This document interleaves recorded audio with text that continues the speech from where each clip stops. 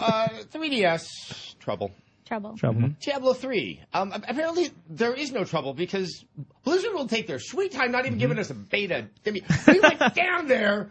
They didn't give you. Not that we weren't excited. Like Morgan and Adam and I, we split the Blizzard trips because we all want to see what Blizzard's doing at all times. So this time it was Adam and I's turn. So we're both like, we're going down there. But the expectation was that I will now know when I'm going to get my hands on this game. And not only was that our expectation, it was everyone's expectation. And pretty much the first thing they said was, BT dubs. We're not going to tell you when the beta's out. And everybody's like, what the hell are we doing here? You know what I mean? It's just like, but that's what they do. They play this game with journalists, this cat and mouse game. Oh, it's just in everybody. It's with their fans, with everyone. It's unbelievable. Why do you keep going back? Because they let us play the male witch doctor. And it was awesome. It's kind of like that girl in high school that everyone yearns for, but she's dating the guy in college. Yeah. And it's just like, there's just no hope. I don't know if that really works as an analogy, but I had to just kind of get that anxiety out of me. So we go down and we get to play the beta. It's just, you know what's so funny is that no game plays like Diablo anymore. There used to be quite a few, and there's always about 3 minutes where it's like, oh yeah, that's right. I moved by clicking where I'm supposed to click where you want to go, right? And then it all just comes back, and it's just that weird. I mean, I know that I'm only there for an hour. And I'm still playing it obsessively. I'm clearing out every room. I'm getting as much loot as I can. It's just, it really is an amazing alchemy that they have in that game design. You know, and what's interesting is it's something that we kind of both thought about. Speaking of that, the animation is incredibly smooth. I mean, it looks better than, you know, and they were running, I'm sure they were running like top-end PCs, but, you know, the animation for this particular PC game was so smooth. But I think the thing that really surprised us the most is we kind of came to this realization now that we've been talking about this game for so long is that if they hold on to it for much longer, it looks like a dated game. Yeah, it does. I mean, by that I don't mean there's frame rate issues or clipping. Like it looks like an older game. Well, Witcher 2 came out earlier this year, and I have yet to see something PC or otherwise that is just like whoa. Right. And granted, you know, they're doing fine with that with World of Warcraft, and it is scalable, and that's how they can make a lot of money. But there is that sense that the wow, the excitement. Say, we need this. Yeah, it's time. It's time for it to come out. I don't mean that because I'm desperate to play it. Which kind of sounds like it. It sounds. I can hear it in your voice. It's true. Like I went to Irvine, not for Chick-fil-A, to play Diablo 3. That's a big deal, but it needs to come out. It's time. And just so everyone knows, for all of our friends and viewers south of Mason-Dixon, I think also east of the Mississippi, pretty much just where I don't live, I've never had one of these Chick-fil-A's before. So I was expecting something much different than what I got, and I preferred what I got from what I was expecting. So You're welcome. I just have to say. Yeah. So the beta is the first half of the first act. And yes. I don't remember the structure of Diablo 2. Maybe you do because you play it more frequently. How much time does that imply to you? How many acts are in Diablo 2? Frank, I mean, not only did I play it so much in college, but I smoked a lot of weed in college, too. I spoke low, so they probably wouldn't hear me on camera. But, you know, I think the great thing about Diablo is that, or Diablo 2 anyway, is that it wasn't really about the acts. Like, I didn't really care that much about the story. I just wanted to get cool loot and clear dungeons. And you have to clear all the dungeons because all the dungeons are random. So no matter how many times you play them, you can keep going back, and it's new every single so time. I wasn't so much about that particular structure. What does this say about us as people? Because I mean, I have the same effect too. Yeah, it means that we spent a lot of time indoors, and that's all and we did is play Diablo 2. So it's just like all I need is one more shiny thing, and I'm happy. And we're all Diablo 3 when the chest opens, it just explodes. Yeah, you're like, oh god, so awesome. Well, you know what? If everything we looted were actually manifested physically in our lives, we would all be hoarders. Yeah. Oh yeah. That's literally what it is. But see, now I'm thinking about that show. I know. Yeah. Wait, no, don't go down that road. No, come back to the happy place. Go to that light. It's gonna but I think what's interesting about the Diablo 3 and the acts, not only is the story, it seems like it's more important because obviously now there's this lore that both fans have written and then they've created over the last 20 years or so. But what's interesting about it is the first half of the first act, the way that this game plays, you don't get the rune system until Act 2.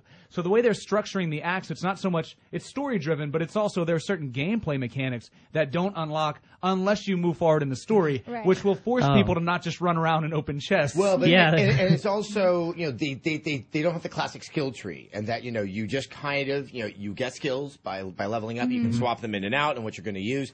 And what I found neat is that their approach to that philosophically is not that different than what we're seeing happening with Elder Scrolls.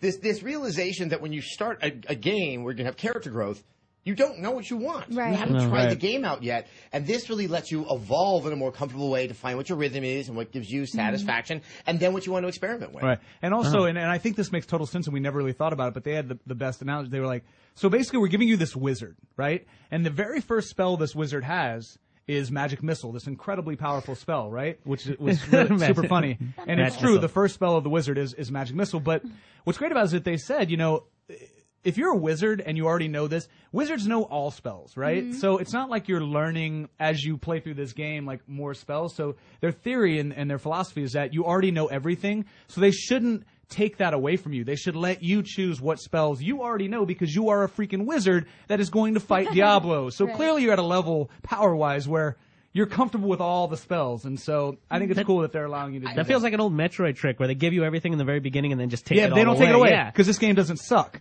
like the time they did that Metroid. But seriously, they always do it in Metroid. Yeah, but it's better See, I love except how for the they last did it time. in Batman, which was a complete Metroid. Yeah. But it's the idea just so in you Asylum is Batman didn't bring it with him because he didn't expect trouble that day. Yeah. He was just going to Arkham. Right. So I'm just going to stroll into Arkham. And he's like, God damn it, I forgot my Batarang. No. Okay, Magic Missile. I've known about Magic Missile since I was a child playing the Basic Edition. I've always thought that if you're going to call something Magic Missile, you should have a corollary for a non-magic character called Missile. Just because if it's a missile or a stick that you can throw, because how do you know it's that magic if you don't have the more pedantic, pedestrian version of it? It's true. I just want to throw it out there. Because, where are you going to keep those things? Like, you're not going to lug them around, are you? Just a bunch of missiles on your back. I don't know. Kids with rocks in their pockets. I mean, we do live in a world of it could be like, or maybe like, so it's a magical world, maybe like a Santa Claus-esque bag. So is just a tiny little pouch that you can just constantly put stuff out of. But because Santa, there's no way Santa could fit all those toys in that bag, but he does. So maybe you could have a bunch of missiles too. Just saying. He shattered my world. No, this is the stuff that we were kind of expecting to hear about when we went down there. What we did not expect was the announcement that, I guess auction houses we expected, but the fact that there's an auction house that can be transformed into real money. We were both in a room where there's some other elements of the press because we had missed the initial announcement. We were taping that show called X Play. But then there was a roundtable discussion with Rob Pardo of Blizzard, and you could tell from a lot of the press in the room some incredulity, some anger, hostility. I would love to just hear the pin drop in the room when they announce that they're going to have a real money auction. Anyway, look, that's Zynga, all these things. The fact that we're trying to make games more popular, this idea that you can buy yourself some advantage is... It's here to stay. Here to stay just as much as having a perpetual online connection for a Blizzard gamer when you're playing on Steam. It's going to happen. Deal with it. Agreed. But I think the other is that we were moving into some very uncharted territory with the idea of transferring it into money. And I've kind of ruminated on it. I was more hostile to it before. I think the fact is it's going to happen either way. Right. But I mean...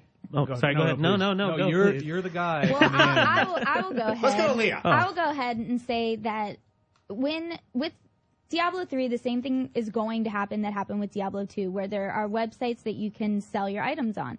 Diablo 3 is Blizzard's just legitimizing it and making it a safer place to do exactly what people were going to do anyway. So you can completely opt out of using the real money auction house if you want to. You can't even use it at all if you're a hardcore player. And so, I mean, it's not as bad as people are saying that it's going to be. It's just them saying, all right, we know you're going to do it. Instead of us having to try to shut down 8 gajillion websites that are this illegal black market, we'll just let you do it, and we'll take a very small price, like a cut of it. That's exactly how I saw it. It's kind of like the Dutch government's attitude to drugs. But I mean, that's exactly how I saw it. If you want to take part, take part. If not, you know, there's hardcore mode, right? You just said that. I don't see the problem with it. I think, and once again, that people are kind of taking what I think is a legitimate philosophical discomfort and trying to make it something more material. They work so hard for it, and then at the end of the day, you can just pay $2 to get Well, but I think it's also that know? what is supposed to be sort of this place of passion, playing of these games, now becomes a position of profit for not the people who are giving me the game, but for people that I'm playing with, and that it somehow pollutes, you know, the waters. But once again, there's gold farmers out there, and wow, I mean, I mean, there was already an economy going on. This is just legitimizing it and making it legal for everybody to do it. And that's where my one misgiving is, if not misgiving, that I asked Pardo whether or not that there's any federal or state regulatory bodies that he would now have to be reporting to, and they said no because the money transactions are happening with a third party. Right. They do not want to function as a bank and hold on to your assets. Right. I still don't know if that. I mean, they control this economy. They're like a Federal Reserve Bank. They can drop in items that are suddenly so powerful, and everyone wants them, and will be farming for them, and they can control the economy however they want to. And if something is suddenly selling for hundreds of dollars on this auction house, they can nerf it, and now it's not worth anything anymore. And all these. It's just, how are they going to manage this? Well, and this is not something. I don't know if the people that wrote these questions, by the way, were all asked in this round table in a much more aggressive manner. And I mean, Rob, it was more shake-fisted. Rob was pretty transparent about it. He said, we don't plan on doing that. Like in not so many words, he said, we are super rich. Yeah, we're so unbelievably rich. You have no idea how. As a matter of fact, I just bought your family. Yeah. Like, I literally have a chip in my brain that bought your family. Like, that's how rich they are. And they're like, we're not doing this to make money. We're just doing it because everybody else is making money doing this stuff. So why don't we do it? Type of thing. And also make it safer so that, exactly. Like you said, it's like, on the back end of things, it's got this persistent online connection now, right? So they're trying to avoid maybe, bots. They're trying to avoid viruses that attack the game. I mean, it's a way for them to, I think, to control the back end of the game a little bit more than they normally would. But at the end of the day, and this is my position on it, for what it's worth, they put all the time and effort and money into the game, so they can do whatever the they want with it. Yeah. Exactly. At the end of the day, that is what it is. Dude, I mean, they have put, and especially if you've had the privilege of going to Blizzard, these are human beings who have committed a decade of their life to this one thing. And if they want it, then